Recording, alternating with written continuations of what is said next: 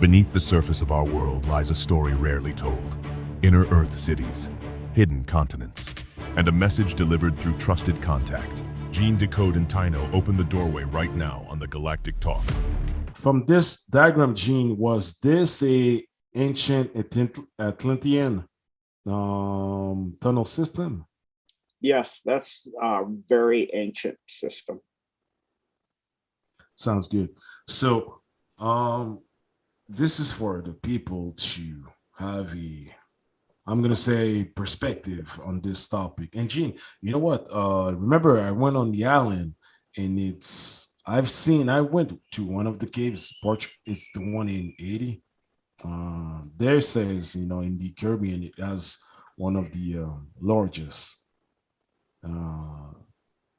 tunnel network, 4 kilometers. But it's only when I started to get information, you see, intuitively over there, bit by bits, that I found out, like, it is a entrance to underground cities below the island of Haiti. Could you please share, Gene, now, the whole aspect of underground cities? They're real. It's not a myth. It's not, conspiracy, but it's really real. So I'll let you expand on this, Gene. So, I can share if you like. I'm working on a decode on expanding in Hollow Earth. If you want, I can share some of that. It's kind of a work in progress, but I can share a bit of it. I highlighted it some. So entrances into the earth, the Hollow Earth, in other words, is the cave of the oil birds, Cueva de los Tallos in Ecuador, Mount Shasta in California. That's goes to the Agarthan city of Telos, Manos in Brazil, Mato Grosso in Brazil. That goes to the city of Posid, inside the earth. Iguacu Falls, that's on the border of Brazil and Argentina. Mount Apameo in Italy, the well of Sheshna in Benares, India. That goes to the Agarthan city of Patala. Mongolia, in Mongolia on the China border, there's one that goes to the underground city of Xinhua. Rama in India goes to the lost subterranean city, also known as Rama, in the Grasso Plain region, underneath the Pyramid of Egypt, both poles, like you saw, because of that rotating water, and under Denver itself. The inner earth continents, I've been working on getting them laid out, and so people can have an idea of, and the capital cities of them. So the primary Atlantean, where the Atlanteans, after the main part of it sunk, went inside the earth, they have Posid, which is the continent, or underline, and it's called Posid, the continent. Its capital is also Posid, same as Shonshi, which is the refuge of the Yugur civilization, which are a branch of the Lemurians. And then they went there 50,000 years ago, and its entrance is guarded in a Himalayan lamasery, and the population of that continent's about 3.25 million. Then Rama, which is the capital of the continent, Shambhala. Now it's a remnant of the surface city of Rama in India, which is located near Jaipur. The inhabitants have classic Hindu features, so it's about 1 million. Then Xinhua is the capital city and the continent of Xinhua. It's a remnant also of the Uyghur civilization. The entrance is located in Mongolia under the Chinese border, with a smaller secondary entry from city on the continent that's under Mount Lassen in California. Agartha, which is a continent and also the capital, is also called Agartha. And it's also the capital of the inner earth governments. They have a unified governmental system. The other ones I haven't got, like, these are just continents. I don't have the capitals yet. It's Telos, Mabia, Patala, and Asgard. So James Gilliland put this message that came from the Mehabia. They call themselves the Mehabians from Inner Earth. I thought it was quite beautiful and eloquent. We are a race of beings that went inward into a vast array of caverns during your last pole shift. We are a combination of Atlantean and Lemurian. There were already several races living on your interior, some extremely advanced, more energetic than physical. In other words, 5D, etc., 5th density.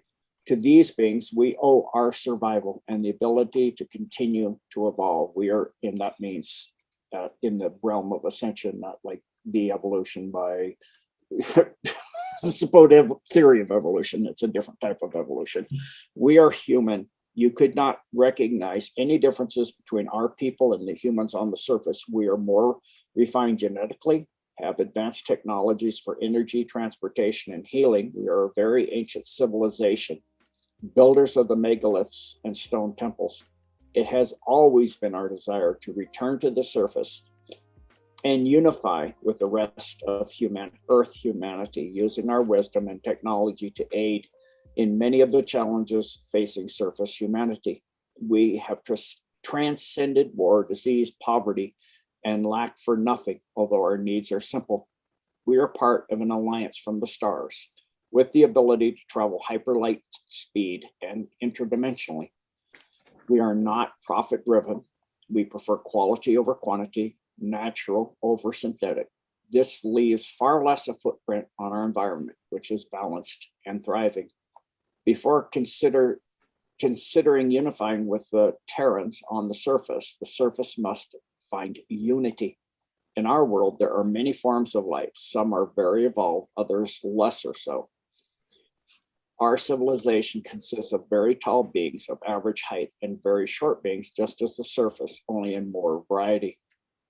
More races, cultures, and colors are represented in the interior. We have found that by communicating, listening intently, without judgment, releasing the past, old grudges, seeking common bonds and goals, was the path to unity, being of service to the whole community in all its diversity was first and foremost.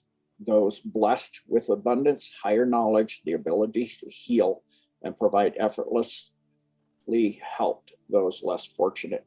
Our civilization is dedicated to universal law, creating the opportunity for each individual to reach their highest potential. Because of this, we experienced a quantum leap in evolution, living an abundant, loving, joyous life in harmony with each other and the environment. Terrans on the Earth surface can choose to do the same. There is one prerequisite before this can start. Terrans need to unify for the common good. This means transcending all religious, cultural, and racial barriers and boundaries. Although there are many races, religions, and cultures, each individual has a soul. That soul comes from God, Creator, the Great Spirit, the unified field of consciousness and energy, whatever name or description you want to give it. We're all family on the soul level, all connected. The source we come from in its most unlimited understanding is pure, unconditional love, joy, and bliss. Love, the ultimate, everlasting power in the multiverse serves. When each individual makes their own personal connection with that source, the wars, disease, and poverty ends. It is really that simple.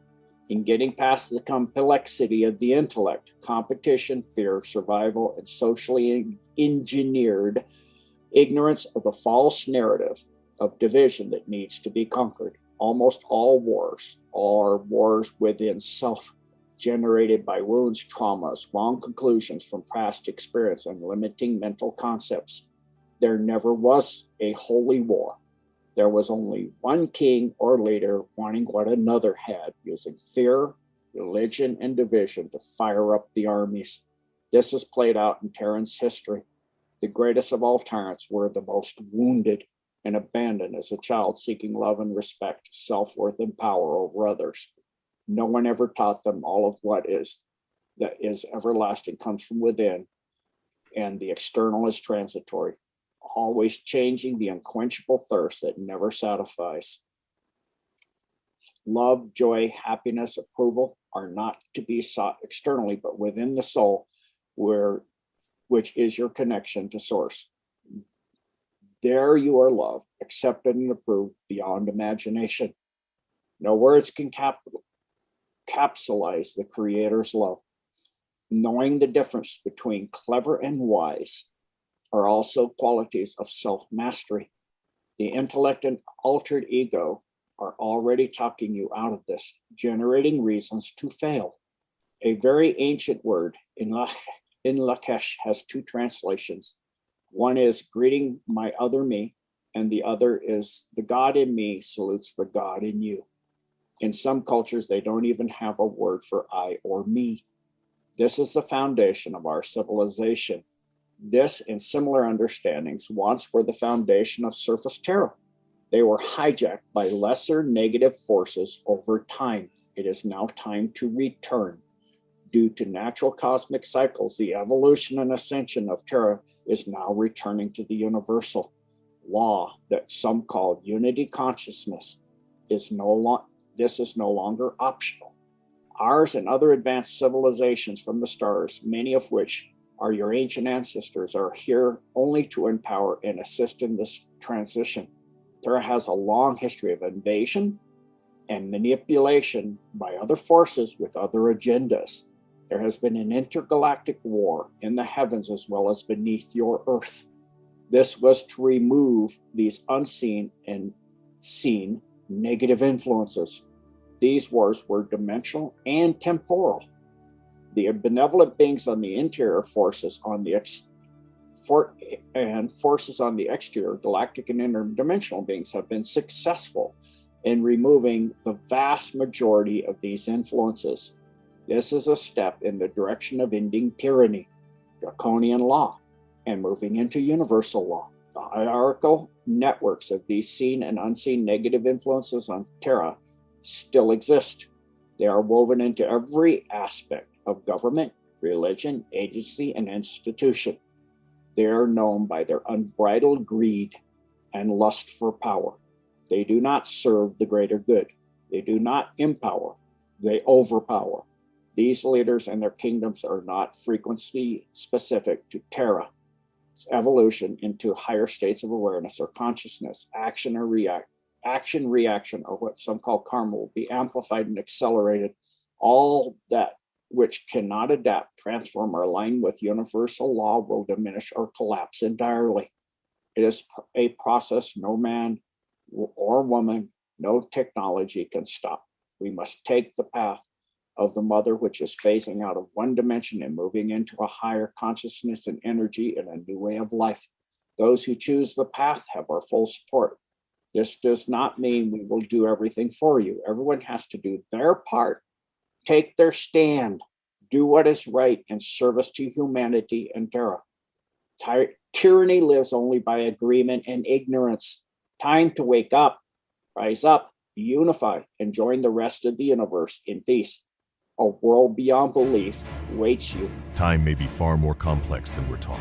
Gene Decode explains how parallel Earths and shifting timelines intersect with human experience. When you make choices and you have feelings and emotions, it sets that vibration. Your feelings, your choices, your emotions sets the vibration. That vibration puts you on the timeline you're on. On the opposite side of the Earth is another planet, Tara. It's in orbit opposite of us. That's at a different density. This is already actually a Aurora median Earth. That is, pictures have been taken by NASA. It's fourth, fifth density positive Earth that's already formed. And then you have in the asteroid belt as well, a planet that's what's left of Tiamat known as Ceres. And so we have a total of 11 planets in our system. And again, Vulcan was discovered in 1860. People can look up this person. Urbain, you speak French, so you can probably read that better than I can. Yeah, so Urbain Le Verrier, yeah. Yes, he's a brilliant mathematician that figured out due to the oscillations or perturbations in Mercury's orbit and was able to prove that this planet was there and it was observed. And they covered that up. They didn't want, because of the type of beings there, which is the ancient builder race has a lot of things there. So they don't want people to know about that. So this is, like I said, that other Earth in orbit behind us. So here's the International Space Station and Earth as we know it. What's that? What's that then? If it's daylight here and you're on the same side, how come it's not daylight there? Because it's at 4D, 5D. It's in a different time sphere, a different density. So this when the shift comes and the photon belt and all that occurs, Yep. this will be 4D, 5D negative or 3D, 4D, 5D negative. And then people who can ascend to 4D, 5D positive will go here because you go where you resonate. And this eventually by 2045, currently on the timeline as it sits, if you watch the movie Intergalactic, that's just long range, just like Tavistock Institute of long range preconditioning, so that people are able to, already have in their mindset what's coming, so they don't freak out so bad, so they're easier to control and manipulate. The dying out of all plant life on Earth and eventually all life on this 4D, 5D negative Earth by then. So that's why in the Montauk series, you hear that every time they try to go forward in time, they wind up past 2045. They can't get past it. Well, that's because this planet doesn't have life on it after that. And that's their planet. So the Cabal's planet doesn't have life on it after that. And they can't go here because they don't resonate here. It would literally rip their etheric body apart. And you rip the etheric body apart, you don't exist physically. Hey, Gene. Yes, sir. That hurt. Is there a link with, the self-disclosure that we've seen, let's say like in a TV show like Flash, where they're portraying, parallel Earth? Oh, that's a different timeline. So choices that you make, feelings you have, delineate the. So when they first started, let me explain different timelines. Yeah. When they started looking at the bombardment of particles and the exotic particles that were coming off, they decided they needed to typify particles, and quantify them. And so they said, okay, what are the properties of a particle? It has some amount of charge, positive or negative, down to zero, like a neutron pretty much has a zero charge. And it has some amount of mass, like a neutron, a lot, like an electron, nearly hardly any, or a neutrino, essentially none. And it has an amount of volume, like a neutrino, almost none, like a neutron, a lot.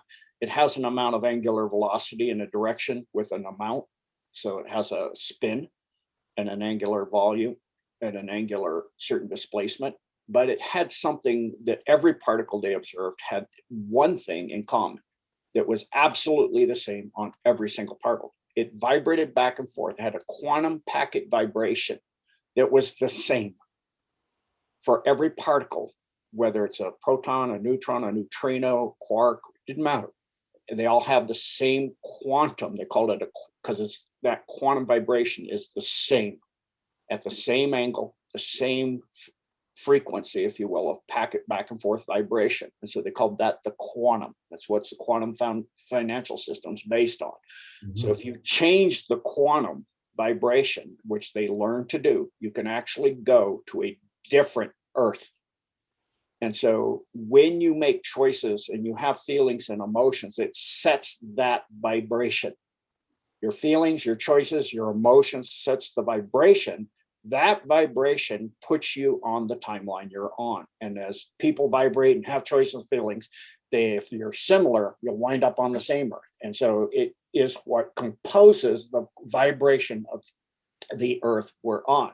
And that's how the Cabal puts out fear and terror events to farm that vibration, to create the future and the Earth they want. And so if we change that as a whole, when you get to the 100th monkey, if you change that one to compassion and service to others and love and service to Creator and God, in other words, then you get a different Earth in the future. As you make choices of random acts of kindness and compassion and being more like service and more to others and more like compassion and more like mercy and more like, for me, my Lord and Savior, Jesus Christ, where you stand up for the weak, but you are solid in who you are. You try to be truthful and honest and respectful and considerate and compassionate and understanding. Then you create that in the future, and that's not what they want. So they farm that. So if you can actually technologically change the vibration of a person and move them to, and people do it all the time. They make choices, suddenly have an epiphany, I'm going to change my ways. And they don't realize, because for most people, when they change timelines, they actually change timelines to a more positive or more negative Earth. Yep. They don't realize they're changing timelines, because what happens for most people until they become aware of this is when they change timelines, they literally erase the history they know and upload the history that is agreed upon by the masses of what is the history of this place we are. And so they upload that. And now there's people that are starting to become, because of the Great Awakening, of various timelines. So there, for example, the Anunnaki and the Draco, the humans were getting ready to become a spacefaring civilization and a very high service to God civilization. It was called Tataria. So they wiped it out. They caused a bunch of big, huge comets to come in, re-steered them, and crashed into the earth, caused a mud flood. So that is a timeline that fed this earth, in which they changed the past. And some people remember, and you can find some buildings that show they're buried, and some architecture that's different. So that is a past. And people remember Mandela was beat almost to death and hung from the bars of his prison cell. And yet he became, so people are starting to remember. Now he became president later. How did that happen? And, if you look at the Montauk series, currently it's been back and forth since I've been talking about it. It's gone from 3 books to 5 books, 3 books to 5 books, because it's changing. In Rudyard Kipling, I talked about in one show I did, the Great Green Greasy Limpopo River. And people thought I was talking about, something else in Africa. It was a river, but now that's not in the main jungle series. It's kind of an offshoot. And so things are changing, and it's called the Mandela effect, because the timelines are now in flux. So the choice, like what happened with the Ever Given, created a big, huge, for the timeline that they weren't able to run the Ever Given aground, the Alliance. Then that timeline means that Armageddon started, because they had nuclear weapons there. So they did get the weapons in a timeline in which they detonated them in Israel and Saudi Arabia and Turkey and a few other countries, and started a war between Christians and Muslims. So they have that timeline. And that's the timeline you see talking about in the book of Revelations, because you have originally the 777 books of the Bible tell you the primary timelines. That's the timeline in service to the cabal, and which they get their new world order. That has to be allowed, because God does not delineate our choices. He gave us freedom of choice. So if you choose to be a slave and in fear and terror and believing all of the deep state's baloney, then you get that timeline. If you want to do that, you want to not be responsible for how you live and your health and knowing anything, just about your car, your body, or anything else. Just doctors and car mechanics, authorities take care of you, instead of we take care of ourselves and each other, and learn of the truth and learn the basics of how to farm still, and how to grow, and how to do basic things on your car, and how does your car essentially work, and how does your house work, and how does your body work, all of these things. Then if you take responsibility and you treat others like Taino here, having people get the truth with respect and kindness, and want to know the truth and want to know things, that's the timeline we're on, in which they did run the Evergreen aground, and they got those weapons, and they got the kids and the people out of the containers and all of that stuff, along with 29 other ships. And I know there's the people that feel they're the thought police, and they're going to go, Gene's lying and making all this up. Go talk to military with a high clearance privately. They will talk to you, and you'll find out this is true. But again, if you feel you're the thought police and it's your job, you're responsible for the movement. You're actually doing the cabal's bidding by telling people who to believe and who not to believe, and who's telling. Just because you don't know something doesn't mean that it's not true. Even if only one person knows the truth, it doesn't mean it's not true. It just means only one person currently knows it. If everybody believes something, it doesn't mean it's true either. You can free your mind and find out the truth for yourself, and don't let people tell you who or to follow. Use your gut, your intuition. In other words, it tells God telling you what is true, what's not true. Do your research, do logic. If you see, go talk to people in port authorities privately. Yeah. And they'll say, and tell you, yeah, we've known for years that the container ships for Evergreen and Maersk in the third decks down and deep decks had kids down there, and containers had kids in them. We've known that. I can't tell people in public, I get killed. And we know that now we have hands off. They pull in like the Ever Given did it into Rotterdam at 2 a.m. to get searched by Navy SEALs. That every single Ever Given ship, Evergreen ship, and Maersk ship is being searched by Navy SEALs in every port it pulls into on Earth, and they're doing random ships at sea. And we know that, and the people in the know that, and the cabal knows that too. They already know this, and they're like scrambling because they're getting their food supply cut off, and their supply for doing their SRA and their sacrifice stuff. It's being winnowed down really fast now. And so, talk to people before you make up your mind. Don't let somebody tell you what's true and what's not true. And use common sense.